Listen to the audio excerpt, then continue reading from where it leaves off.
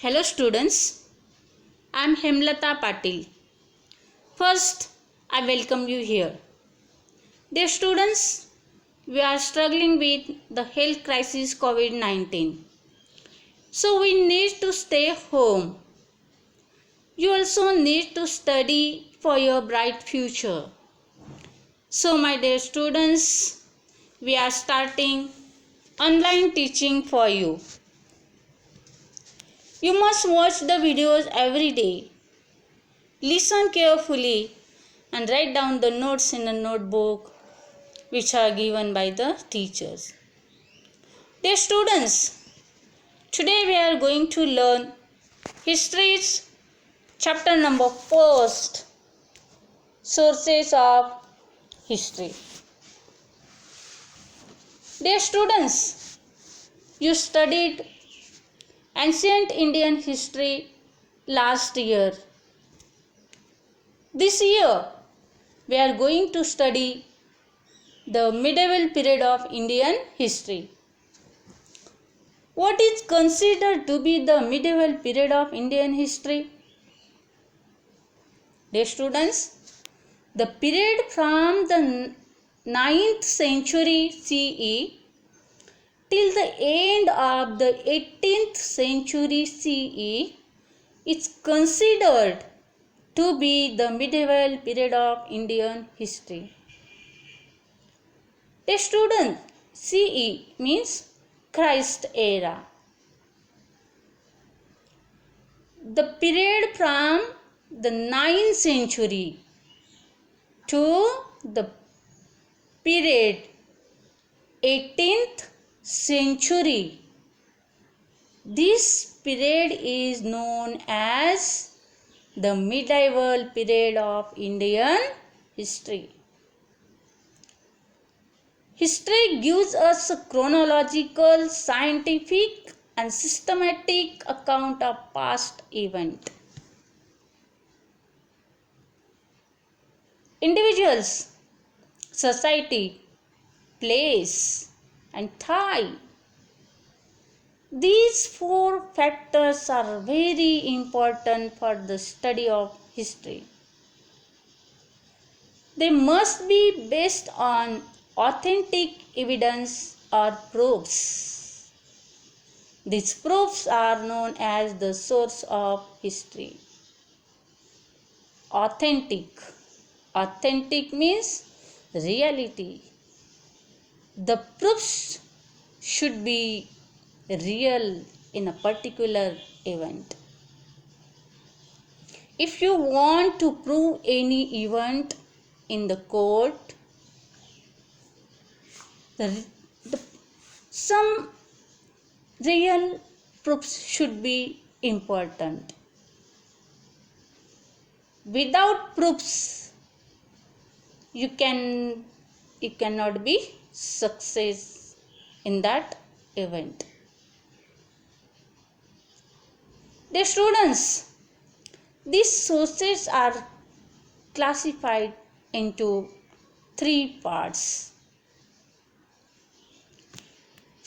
First one is material sources. Second one is written sources. And third one is oral sources. Now, let's see about material sources. Memorials means monuments, buildings, cave cultures, inscriptions, coins, copper plates and forts are included in the material sources. The students, forts have an important place among the material sources. There are hill forts, forest forts, sea forts and forts on the plains are the major types of forts. Dear students, monuments means memorials included samadhis, graves, virgala, etc. Then palaces, ministerial mansions, queen quarters, which is known as Rani Vasa, and also houses of common people are included in buildings. They all provide insight about that period. My dear students, let's see about coins. Since ancient times, coins such as kaudi, damdi, dhela, pai, paisa, ana and rupee were used. When your grandparents were small, in the period they used paisa and ana. Some local idioms or proverbs are based on coins, such as एक फुटकी कवडी देणार नाही. एक फुटकी कवडी. Putki kaudi means the lowest bit of money. Second example is 16 ana search. Means 100% true. The students, the coins made by different rulers, they use metals such as gold, silver and copper. Gold, silver, copper are important sources of history. From these coins we learn about the rulers, we learn about the periods, we learn about the governance, we learn about the religious ideas, and we learn about the personal details. Dear students, from the image of Ram Sita on the coin of Emperor Akbar or Shiva Parvati on the coins of Hyder Ali, we see the religious coordination of those days. The Peshwas used the Arabic or Persian language on their coins. See the screen. There is image of Shiva and Parvati on the coins of Hyder Ali.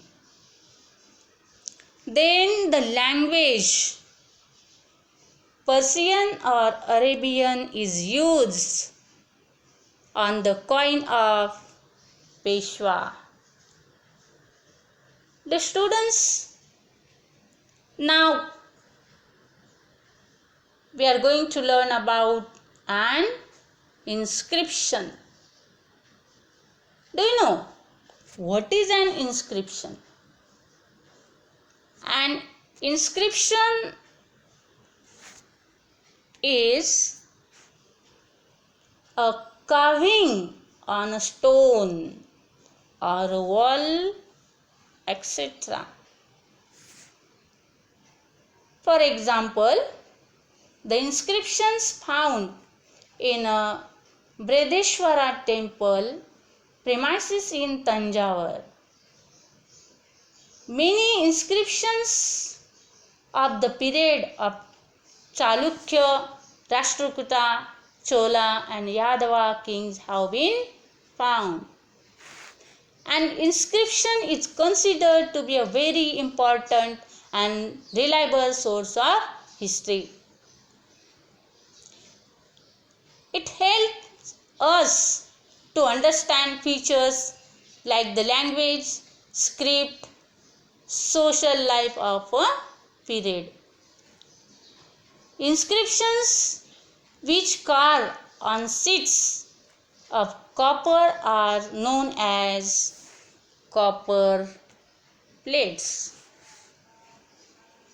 Royal edicts, verdicts, etc. are inscribed on copper plates. Now, my dear students, we are going to learn about written sources. Here, Devanagari, Arabic, Persian, Modi, etc. These are scripts, and these scripts are used in written sources. Then, during this period, travelers from other countries came to India. They have written travelers. Dear students, documents of proceedings in the court of kings, genealogies or Shaikauli,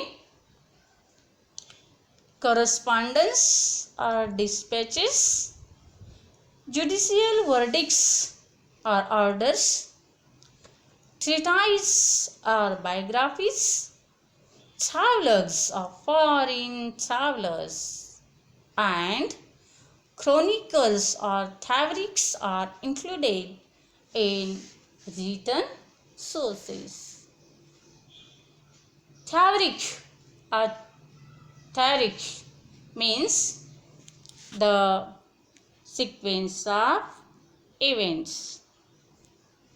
Tabriks written by Ibn Biruli, Ziauddin Bahrani, Maulana Ahmed, Yahya bin Ahmed, Mirza Haider, Bhimsen Saxena, etc. are available. Now, dear students, we are going to learn about Bakhar. Bakhar is a type of chronicle that originated in Maharashtra. Chronicles help in understanding aspects like the contemporary political happenings. The students, here many of the chronicles in Marathi were written many years after the events had occurred. Some of these chronicles are Maikawatichi Bakhar, Sabasad Bakhar, Chitnichi Bakhar, Bausaibchi Bakhar. Dear students, these are the famous Bakhars of in the history of Maratha. Then, apart from these, Robert Arm, MC Sprangle, and Grant Duff are also important. Dear students, now we are going to learn about oral sources. Folk literature. It means traditionally passed on from one generation to others. Folk songs, gatha, shlokas, abhangas, povadas, proverbs, legends, and myths. These are included in the oral sources. My dear students, we know the Povada of Tanaji, which is composed by Tulsidas Shahir. He portrays the Kondana campaign in it. The Povada contains beautiful character sketches of Tanaji, Sailor Mama, Shivaji Maharaj, and Veer Mata, Jizabai, etc. The students see the screen. There is a Povada of Tanaji, which is composed by Tulsidas Sailor. मामा बोलाया तो लागला 80 वर्षीचा म्हातारा. मामा बोलाया तो लागला 80 वर्षीचा म्हातारा. लगीन राहिले रायबाचे तो मजला सांगावी, तो मजला सांगावी. Dear students, you can read this povada. Try to understand this and write in the notebook. Dear students, write all the notes in your notebook and solve the worksheet also. Thank you. Have a nice day.